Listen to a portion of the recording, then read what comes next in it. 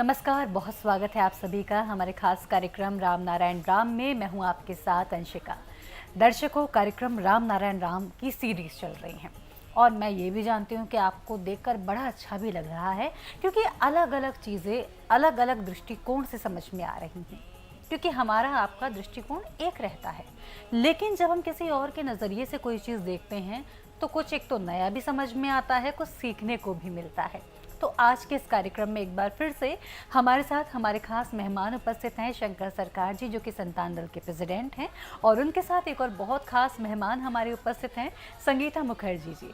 आइए उनका स्वागत करते हैं। और साथ ही साथ मैं ये बता दूं कि मैं कुछ बता आपको इसलिए नहीं रही हूँ कि आज हम क्या बात करेंगे, क्योंकि प्रेसिडेंट के कुछ अनुभव हैं, आज वो हमसे साझा करेंगे और उनसे बहुत कुछ हम सीखने वाले हैं। चलिए शुरुआत करते हैं, स्वागत करते हैं दोनों का। बहुत बहुत स्वागत है आप दोनों का। राम नारायण राम। राम नारायण राम। तो प्रेसिडेंट, कार्यक्रम की शुरुआत अब हम कर रहे हैं। आपके बारे में हमें पता है कुछ कुछ चीज़ें, लेकिन मैं अब आपसे ऐसा कुछ जानना चाहती हूँ, कुछ और ऐसा समझना चाहती हूँ जो अभी तक हमने नहीं जाना है।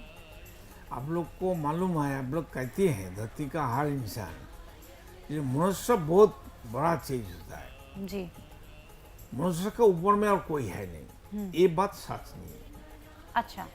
ये बात सच होगा तो जो हमारा सृष्टिकर्ता है, गॉड हो, अल्लाह हो, भगवान हो, ईश्वर हो, कोई भी हो, उसको छोटा करना ठीक नहीं है। सब हमारा जरूरी मान चीज बना के रखा है। अब देखिए, जो चींटी होता है ना, चींटी को दिखाई नहीं देगा। एक बूंद, एक ठो चीनी का बूंद, दाना रख दीजिए, देखिए चींटी घूम घूम के कैसे भी आगे लेके जाएगा। जी।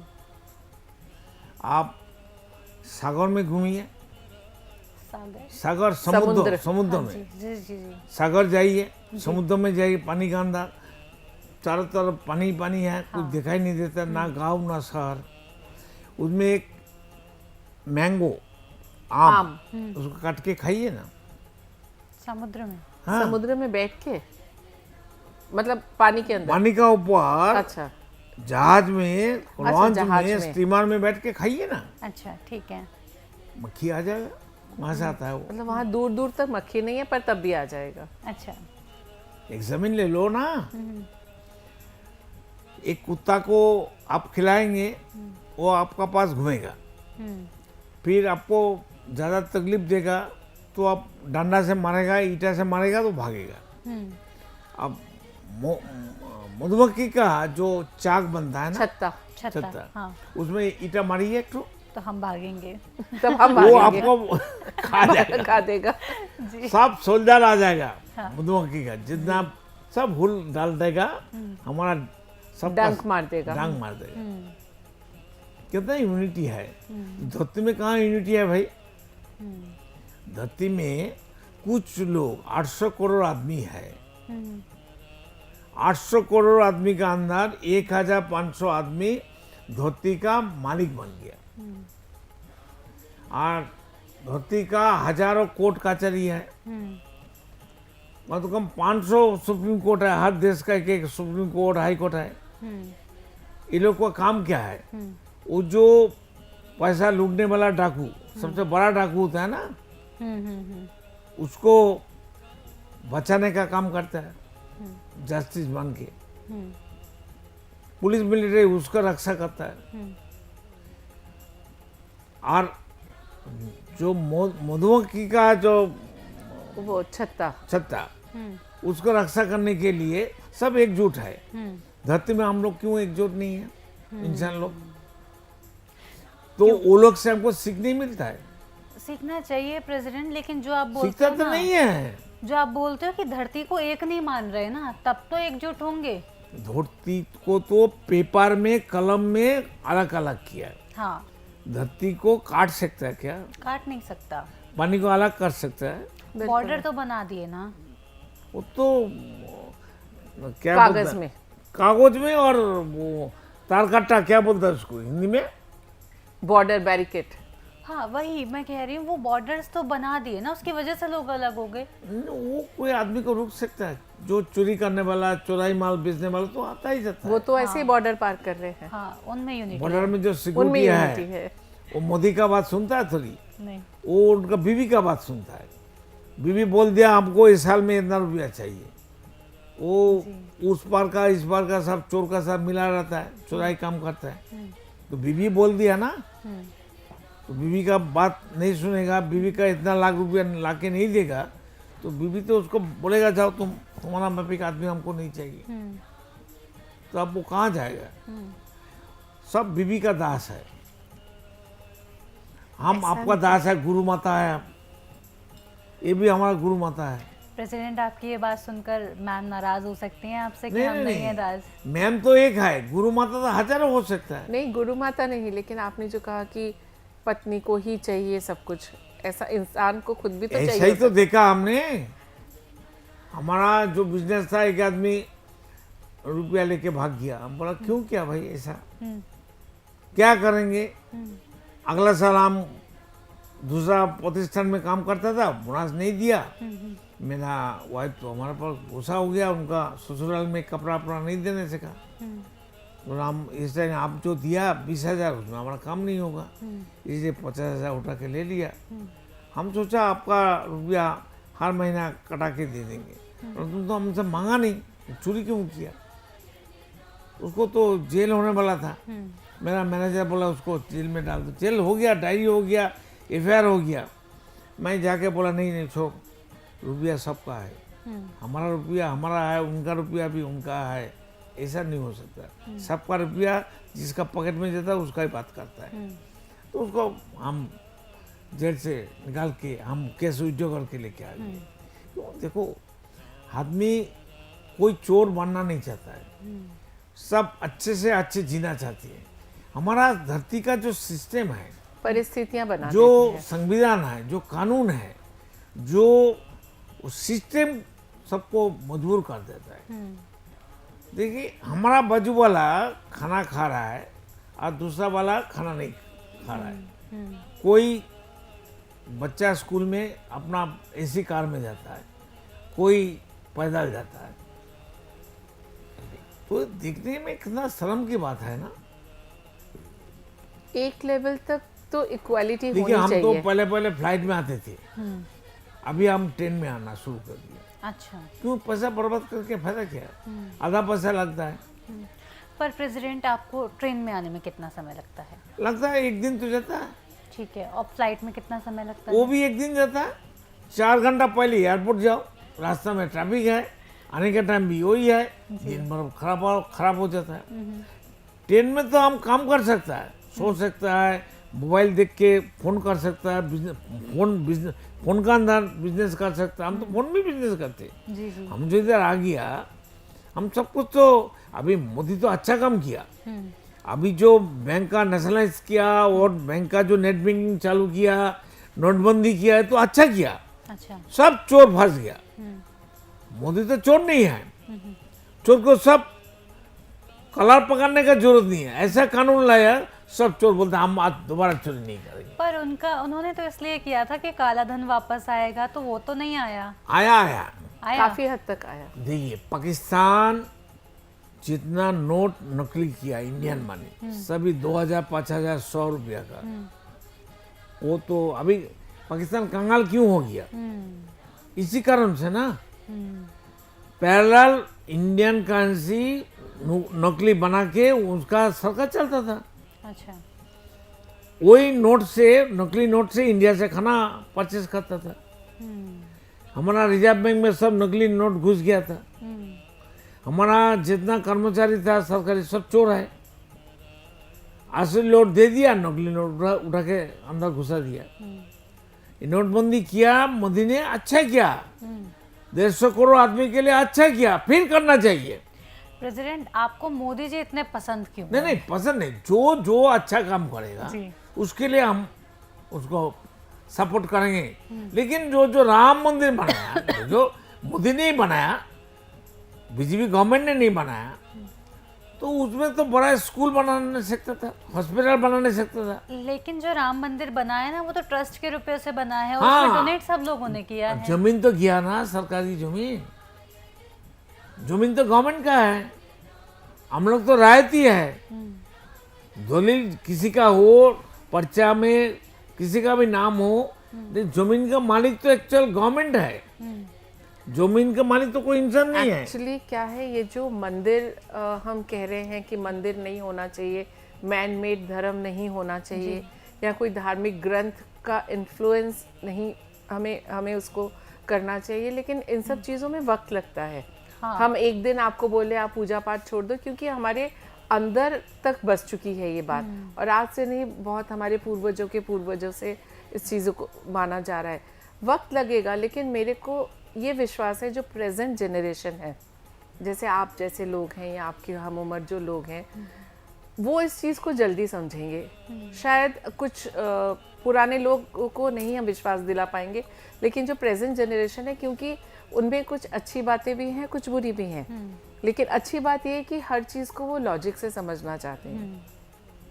ये नहीं कि मम्मी ने कह दिया तो करना है, जैसे हम लोगों की जनरेशन तक था कि भाई बड़ों ने कह दिया तो सुनना है। तो पर ये जनरेशन जो लॉजिक मांगती है, ये लॉजिक में ही वो समझेंगे इस चीज़ को कि क्यों हम बालक ब्रह्मचारी जी का जो पॉइंट ऑफ व्यू है उसको सामने रख रहे हैं।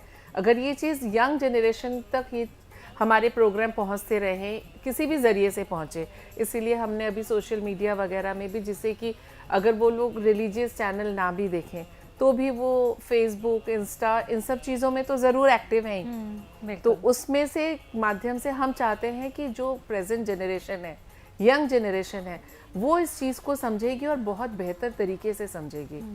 ये हमारा विश्वास है, और इसी विश्वास को आगे लेके आगे बढ़ रहे हैं। क्योंकि ठीक है, एक जनरेशन है पुरानी जो 70-80 साल के लोग हैं, उनको इस उम्र में लाके बदलना शायद थोड़ा सा मुश्किल होगा। कुछ लोग फिर भी हमारे साथ चल रहे हैं, जैसे मैं हूँ, मैं प्रेसिडेंट साहब की हर चीज़ से सहमत हुई, मुझे उस चीज़ में लॉजिक नज़र आया, किसी ने ज़बरदस्ती नहीं कराया हमसे कि नहीं कल से तुम पूजा नहीं करोगी। तो ये चीज़ जैसे मेरे समझ में आ रही है, इसी तरह से हम चाहते हैं कि धीरे धीरे ये सब में आए कि अपनी लाइफ में अपनी जो ड्यूटीज़ है, अपने पेरेंट्स, अपने बुज़ुर्गों का ध्यान रखना, और किसी भी अनैतिक काम में खुद को मत जोड़िए।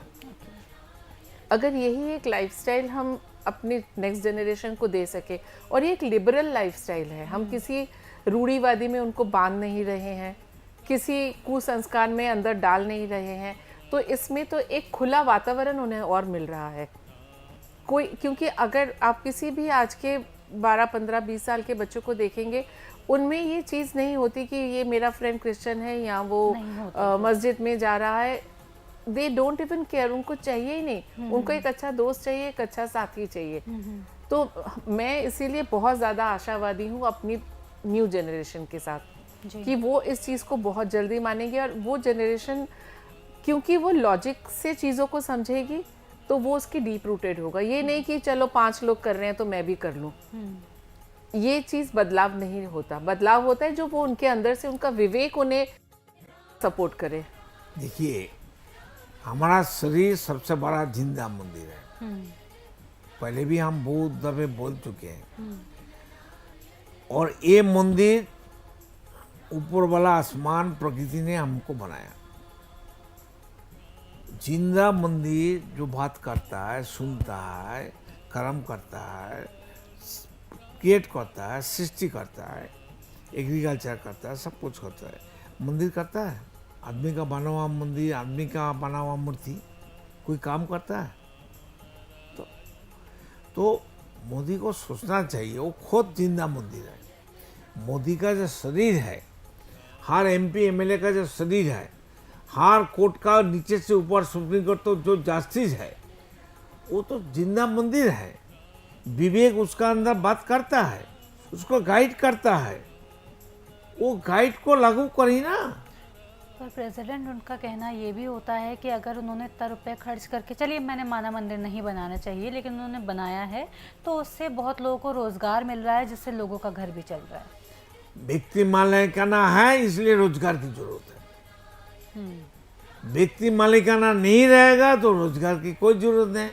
जो जिस काम में पारदर्शी होगा, हिंदी में क्या कहते हैं, एक्सपर्टाइज, मतलब जो निपुण होगा जिस काम में। हिंदी में बोलो ना, निपुण। इंग्लिश तो हमको भी मालूम है। जो निपुण होगा, वो जिस काम में निपुण है, वो वही काम करेगा। जो साइंटिस्ट है उसका काम रहेगा अच्छे से ऐसा ट्रैक्टर बनाना, अच्छे से ऐसा एग्रीकल्चर का जो ऑर्गेनिक सार बनाएगा। एक जो जहाँ जिस काम में अच्छा है, डॉक्टर के लिए हेलीकॉप्टर रहेगा, तुरंत जाएगा, कोई बीमार हो गया। अब बीमार होने का तो जरूरत ही नहीं है। जब व्यक्ति मालिकाना नहीं रहेगा, इतना हॉस्पिटल की भी जरूरत नहीं पड़ेगा। क्यों? मेरा मन तो ठीक हो जाएगा, मेरा मन ठीक हो जाए, मेरा शरीर ठीक हो जाएगा। शरीर ठीक हो जाएगा तो मेरा शरीर में जो 50,000 करोड़ आत्मा है वो ठीक हो जाएगा, उसका खाना मिल जाएगा। मेरा सोच, चिंतन, मेरा सिद्धांत अगर नेचर का माफिक हो जाए, प्रकृति का माफिक हो जाए, तो हम कोई हमारा दुश्मनी नहीं होगा, कोई बीमारी नहीं होगा। मरने के लिए बीमारी को पुकारने पड़ेगा, अरे बीमारी तुम आओ, मेरे को शरीर कमजोरी हो गया, हम मरना चाहती है। फिर बीमारी आएगा, हम आ रहा है भाई, रुको, हम आता है, मतलब वो आके हमारा शरीर में घुसेगा, हम मरने के लिए हमको मजबूर कर देगा, बस हो गया। तो इसलिए शरीर सबसे बड़ा जिंदा मंदिर है। शरीर के अंदर जो विवेक है वो भगवान है, अल्लाह है, खुदा है, गॉड है। हमारा शरीर सब कुछ है। पूजा करना है, खुद को पूजा करो भाई, खुद को प्यार करो, खुद को इज्जत करो, खुद को सम्मान करो, खुद को खुद रक्षा करो। You first save. जो इंसान, जो मनुष्य हो, चाहे जनानी हो और पुरुष हो, मेल हो और फीमेल हो, खुद को रक्षा नहीं कर सकेगा तो अच्छा पूजा कैसे करेगा? खुद को रक्षा करना ही तो सबसे बड़ा पूजा है। बिल्कुल। दिल का बात, विवेक का बात सुनना, यही तो सबसे बड़ा पूजा है। मंदिर में कोई मंदिर का मूर्ति बात करता है? इंसान का जिंदा मूर्ति सोचता ने बनाया, अल्लाह ने बनाया, गॉड ने बनाया। समझाने के लिए हम अल्लाह खुदा गॉड का बात कर रहा हूं। और इंसान का बना हुआ मूर्ति का सामने ईश्वर का बना हुआ जिंदा मूर्ति जाके सो जाता है, प्रणाम करता है। सोचो ना। बिल्कुल प्रेसिडेंट। ये तो बच्चा समझता है। और हम लोग इतना पढ़े लिखे, पॉकेट में इतना पैसा है तो भी हम लोग बुर्बक है। कितना दिन बुर्बक रहेंगे? हम लोग बुर्बक रहेंगे। 800 करोड़ आदमी का पीक पॉकेट वाला जो 1500 आदमी है, धोती का मालिक बन गया। बिल्कुल प्रेसिडेंट, इस चर्चा को हम कंटिन्यू रखेंगे आगे। फिलहाल वक्त तो चला है इस एपिसोड को यहीं विराम देने का।